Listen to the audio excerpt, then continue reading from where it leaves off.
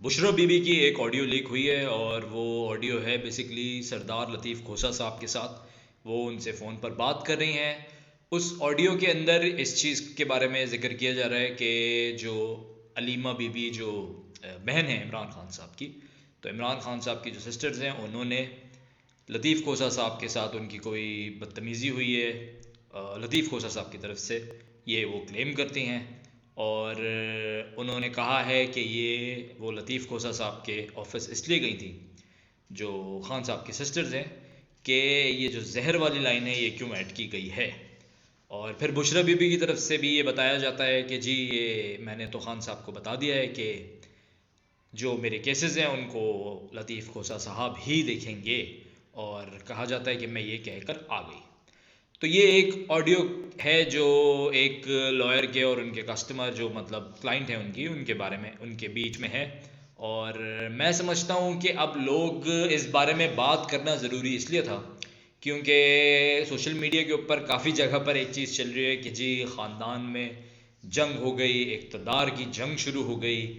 तो मैं कोई खान साहब का सपोर्टर नहीं हूँ, लेकिन अगर आप देखें तो किसी की भी ऑडियो लीक करना पहली चीज़ तो ये है कि ये एक अनएथिकल अमल है।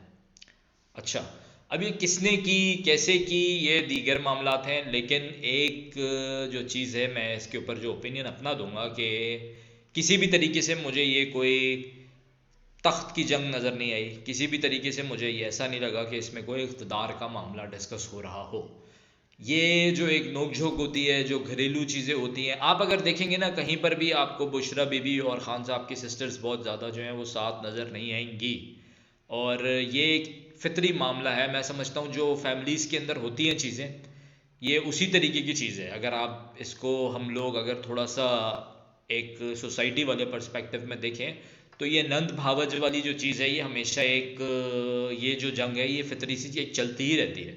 कहीं कोल्ड वॉर होती है, कहीं ज़रा ज़्यादा चीज़ें खुल के सामने आ रही होती हैं, लेकिन ये चीज़ें चल रही होती हैं फैमिलीज़ में। तो इसको ज़्यादा इतना बढ़ा चढ़ा के मैं समझता हूँ देने की ज़रूरत नहीं है, बताने की ज़रूरत नहीं है।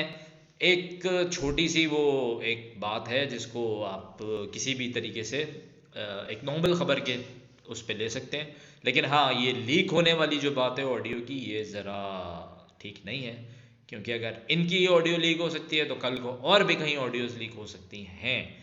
तो खैर, वो अब आगे क्या डेवलपमेंट्स होती हैं वो आपको अगर आगे कुछ आएंगी, क्योंकि ये अब इलेक्शन का ज़माना आ गया है तो ये ऑडियो लीक वाला ज़माना ना ज़रा वापस आ गया है।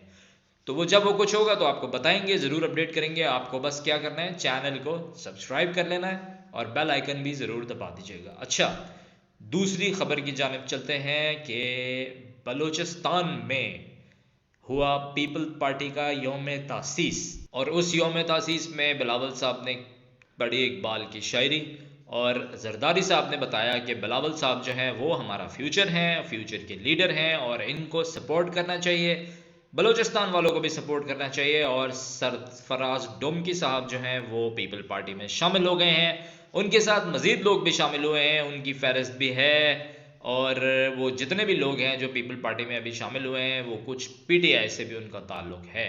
बलूचिस्तान में पूरी कोशिश है पीपल पार्टी की कि वो अच्छे तरीके से ग्रैब करे इसको और सियासी मैदान में आगे चले। अब तीसरी खबर की जानिब चलते हैं, वो भी पीटीआई से है। बैरिस्टर गौर अली खान साहब जो हैं, जिनको अब नॉमिनेट किया गया है पीटीआई का चेयरमैन, तो कहा जा रहा है सैटरडे को जो है वो बता दिया जाएगा पार्टी की तरफ से कि ये हैं जी केयर टेकर चेयरमैन खान साहब की एब्सेंस में, ताकि पीटीआई बल्ले को सिक्योर कर सके। और अब जिस तरीके जो स्ट्रेटजी है, मुझे उम्मीद है कि बल्ला सिक्योर हो जाएगा, तो इसके अंदर इतना प्रॉब्लम नहीं होगा। अब आगे क्या मजीद डेवलपमेंट्स होती हैं वो आपको बताते रहेंगे। आपने क्या करना है, फिर से चैनल को सब्सक्राइब कर लेना है, और अगर आप बेल आइकन दबाना चाहें तो वो भी ज़रूर दबाइएगा। वीडियो पसंद आए तो उसको लाइक ज़रूर कीजिएगा। अल्लाह पाकिस्तान का हामी नासिर रहे।